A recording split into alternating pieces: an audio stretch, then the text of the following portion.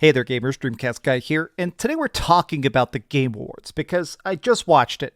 It was like 5 hours long, it had 20 minutes of good reveals, and to be honest, I'm kind of dying here because it was just kind of aggravating if I'm being completely honest.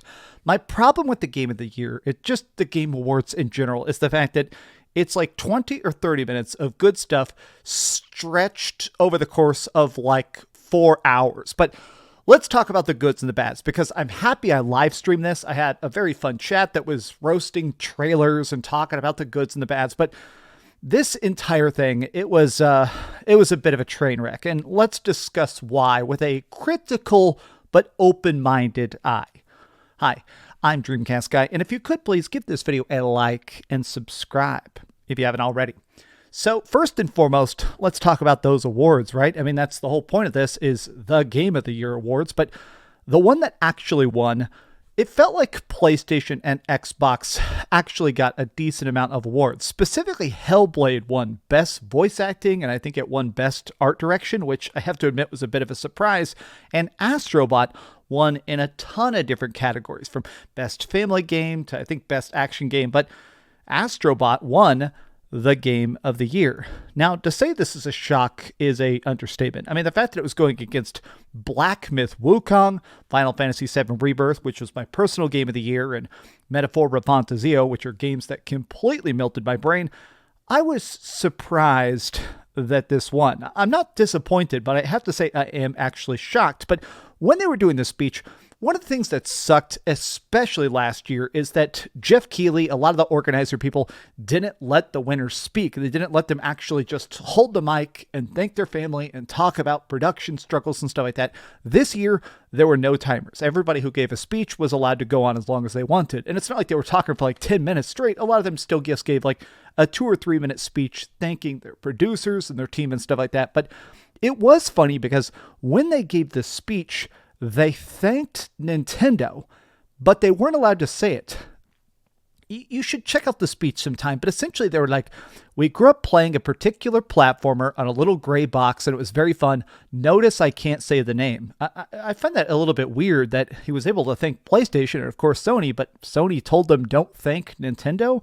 I guess maybe, whatever. It's a weird, maybe some weird, like, legalese thing, but let's move on here.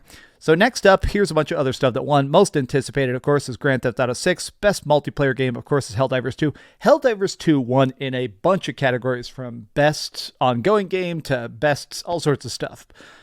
I'm surprised that Helldivers 2 cleaned up as much as it did, but I guess I shouldn't be, right? So let's talk about the reveals. The main reason people watch the Game Awards is not for the games that are being awarded, it's for the trailers, it's for the reveals, it's for the new stuff. And this was a very bad year.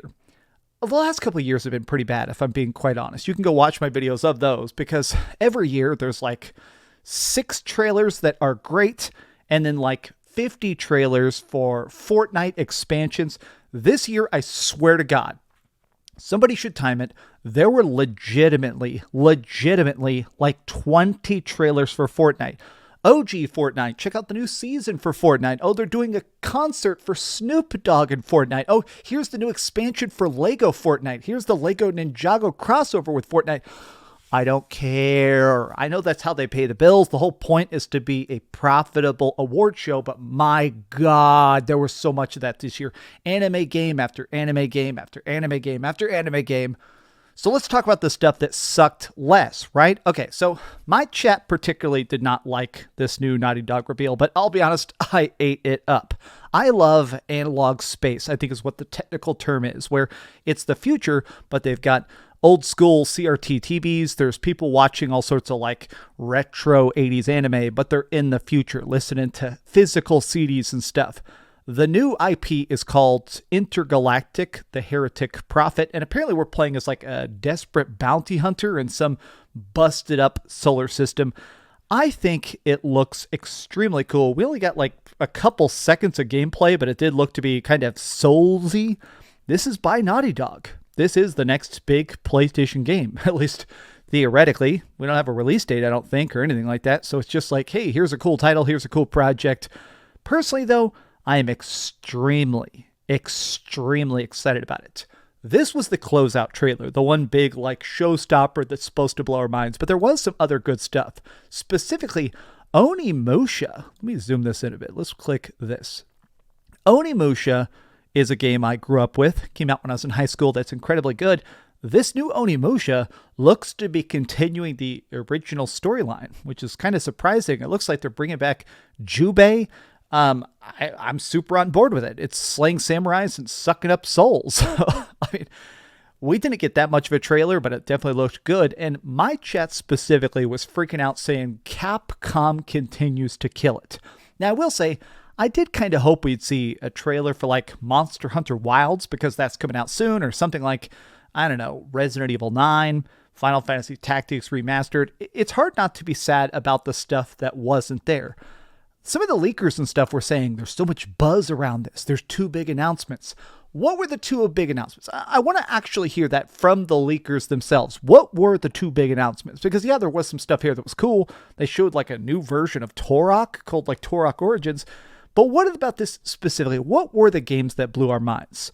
All right, so I'm about to play this. As soon as I'm done filming this video, I'm definitely going to be installing Helldivers 2, because they just announced a new big expansion. The big free DLC, all the updates and stuff are free for Helldivers 2. It's pretty much a zombie apocalypse. We're going to have cars now, which are pretty much warthogs from Halo. There's these creatures that are basically taking over people's brains. You're going to new planets that look more urban. Looks like we're going to have actual cityscapes and stuff now.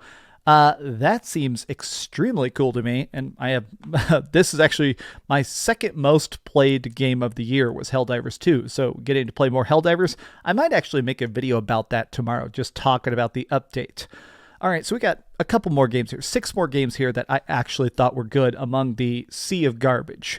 Project Sentry from Raiga Gataku, the people that make the Yakuza games, now called Like a Dragon. Yeah, it looks like something from like that weird, interesting age of feudal Japan or not feudal Japan. There is that time period. There's a lot of stories about this where industrialization started to hit Japan, and there was this weird mix of like modern and ancient cultures at the same time. I love stories based in that time period, sort of a Last Samurai time period. This seems to be essentially a Yakuza game set in that time period, which I'm definitely on board for. But next up, Borderlands 4. This is a trailer that didn't grab me as much as I perhaps thought it was going to. I'm very excited for Borderlands 4, but it didn't really have any crazy guns. The music wasn't their typical dubstep. It wasn't very silly. It just felt like a very, very safe trailer. I'm still excited for Borderlands 4 in like a conceptual fashion, but this trailer, you could have filmed this in Borderlands 3 and I wouldn't know. This looks so identical to Borderlands 3 that it's really kind of one of those things where I'm like, okay, and what else? All right, next up, what do we got here? We have From Software's next game. Okay, so definitely the 2 biggest surprises were The Witcher 4, which we're going to look at in a second, and a completely new game from Elden Ring. It's a standalone Elden Ring title that is based in co-op. They released tons of stuff. It's called Elden Ring Nightreign. It has multiplayer. It's got new bosses. It's got new classes. They show clips of the players flying. They showed all sorts of stuff that looked incredibly good. New magic, new powers, but the idea of a fully co-op Elden Ring, that truly feels like they've been listening to the fans. Because in case you haven't been keeping an eye on it, people have been making full Elden Ring mods, where instead of just playing it for boss fights, you're actually able to jump into a player's world and play the entire game with your friends. And those mods have become incredibly popular because, I mean, that's cool, right? I mean, we like to play with friends. We like to play Elden Ring. Let's play Elden with our friends. This seems legit fantastic. I don't think they set a release date. Yeah, they said 2025. So whenever that comes out, this was a confusingly fantastic trailer. Next up, The Witcher 4. This trailer looked so good, so photorealistic. So there have been talks about the fact that the next Witcher game obviously isn't going to have Geralt in it. And so instead we have Ciri, main character Ciri. And I think this is a fascinating, interesting idea. Ciri is a very different style of Witcher. She was made in a different style. And at this point, I think all the Witchers are gone. Or they're not gone, but they don't have the technology to make more Witchers. So the only Witchers that exist now are the ones that haven't been killed yet. So I'm kind of curious what her storyline is going to be, what the time period is going to be. Judging by her face, it definitely seems to be in the future. She looks like, I mean, it's hard to tell a Witcher's age, obviously, because they age so incredibly slow, but she looks to be in her 40s. Maybe this is 100 years in the future. That definitely happens in The Witcher, right? I'm definitely excited for that. Mafia: The Old Country. This trailer got leaked before the Game Awards, so I'd had a chance to watch this a couple times. I'm excited for this game, but I feel like I'm less excited than the rest of the internet. A lot of people did seem to be incredibly excited about The Old Country. I guess part of what I like about the Mafia games is the modern setting, or the closer to modern setting, you know, getting in car chases in big bustling cities and stuff like that.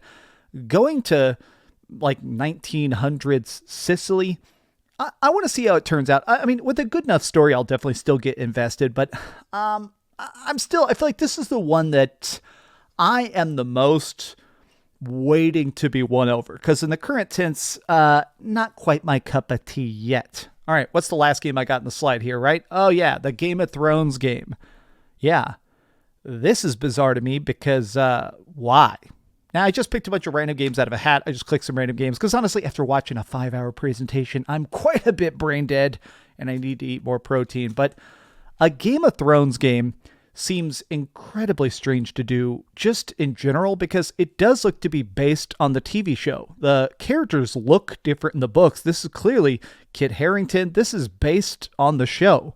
You know, the show that ended 5 years ago. Like, who's even talking about OG Game of Thrones at this point? Who's excited to play a game with a bunch of characters now that are dead, with storylines that are resolved? I mean, it just seems like a very bad time for it, but these have just been some off-the-cuff thoughts. How did you feel about the Game Awards? Am I being overly pessimistic because I'm craving a big old protein shake? Perhaps, but tell me your thoughts in the comments down below. And if you enjoyed this video, be sure to give it a like, subscribe if you haven't already, and please keep dreaming. I am so tired. I've headbutted this mic like 10 times. I'm so sorry if that messes with the audio, but I'm just gonna go now. Thanks so much for watching that video. If you want to see something else, you can always click this link to see what I put up last, or, you know, subscribe and see what's coming up next. Also, I promise that whatever I do, it'll try not to suck.